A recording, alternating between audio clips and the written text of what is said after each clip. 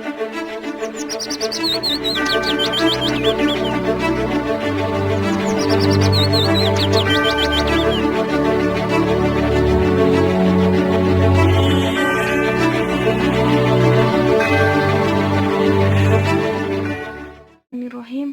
Assalamualaikum warahmatullahi wabarakatuh. Alhamdulillah. Alhamdulillahirabbil alamin. Assalatu wassalam asrofil anbiya'i wal mursalin sayyidina wa maulana Muhammadin wa ala alihi wa sahbihi ajma'in. Amma ba'du. Pertama-tama, marilah kita panjatkan puji serta syukur atas kehadirat Allah Subhanahu wa Ta'ala, karena berkat rahmat dan karunia-Nya kita masih diberikan nikmat sehat wal afiat. Salawat serta salam marilah kita sanjungkan keharibaan junjungan Nabi besar kita, yaitu Nabi Muhammad sallallahu alaihi wasallam, yang telah menunjukkan jalan yang lurus yang diridhoi oleh Allah Subhanahu wa Ta'ala. Pada kesempatan kali ini, saya ingin memberikan ceramah yang berjudul Pentingnya Menjaga Lingkungan dalam Islam. Islam merupakan agama yang menyuruh kita untuk peduli terhadap lingkungan. Tidak hanya peduli terhadap diri sendiri, tetapi kita juga harus peduli terhadap lingkungan, yaitu merawat, menjaga, dan melestarikan lingkungan kita. Allah mencintai hambanya yang menjaga kebersihan lingkungan, karena kebersihan lingkungan adalah sebagian dari iman.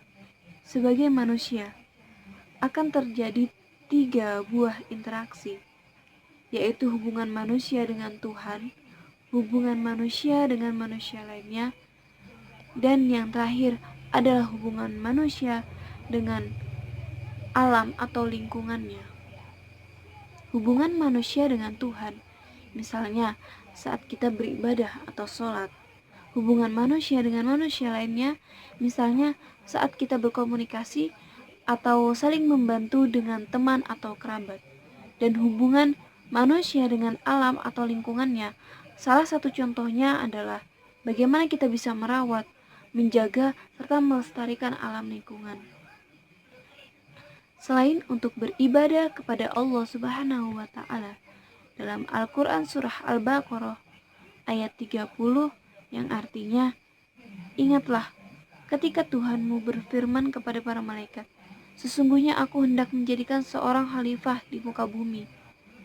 Mereka berkata, mengapa engkau hendak menjadikan khalifah di muka bumi itu? Orang yang akan membuat kerusakan padanya dan menumpahkan darah. Padahal kami senantiasa bertasbih dengan memuji Engkau. Tuhan berfirman, sesungguhnya aku mengetahui apa yang tidak kamu ketahui. Di dalam surah Al-Baqarah ayat 30. Dalam arti ayat di atas, bisa kita simpulkan bahwa manusia diciptakan Allah adalah sebagai khalifah di muka bumi. Sebagai khalifah, manusia bertugas untuk memanfaatkan, mengelola, dan memelihara alam untuk kepentingan dan kesejahteraan semua makhluknya. Islam mengajarkan agar manusia selalu menjaga lingkungannya. Alam adalah tempat kita hidup, maka sudah sepatutnya kita berkewajiban untuk memelihara, merawat, serta memanfaatkannya dengan baik. Bumi sebagai tempat kita tinggal, sebagai tempat manusia tinggal, dan semua makhluk lainnya sudah dijadikan oleh Allah dengan segala rahmatnya. Sungai, gunung, laut, bukit, lembah, dan lain-lain diciptakan Allah adalah untuk diolah dan dimanfaatkan dengan baik oleh manusia, dan bukan untuk dirusak. Dalam Al-Quran Surah Ar-Rum 41, Allah menjelaskan bahwa larangan untuk membuat kerusakan di muka bumi, yang artinya telah nampak kerusakan di darat dan di laut, disebabkan karena perbuatan tangan manusia, supaya Allah merasakan kepada mereka sebagian dari akibat perbuatan mereka, agar mereka kembali ke jalan yang benar. Ada sebagian manusia yang serakah dan merusak alam demi kepentingan pribadi atau kelompoknya tanpa mempertimbangkan dampak yang akan dihasilkan dengan mengeksploitasi alam tersebut. Misalnya, hutan yang tadinya lebat, kemudian terjadi penebangan liar untuk mengambil kayu-kayunya. Maka dampak yang akan terjadi adalah hutan tersebut menjadi gundul dan bisa menyebabkan longsor, banjir yang dapat merugikan manusia itu sendiri dan makhluk lainnya. Selain itu, contoh lain, misalnya mencari ikan dengan menggunakan bom atau pukat harimau. Hasil yang didapat dengan cara tersebut memang banyak, tetapi dampak kerugian yang dihasilkan itu juga banyak. Banyak terumbu karang yang rusak, sehingga ekosistemnya lama-kelamaan akan menjadi punah.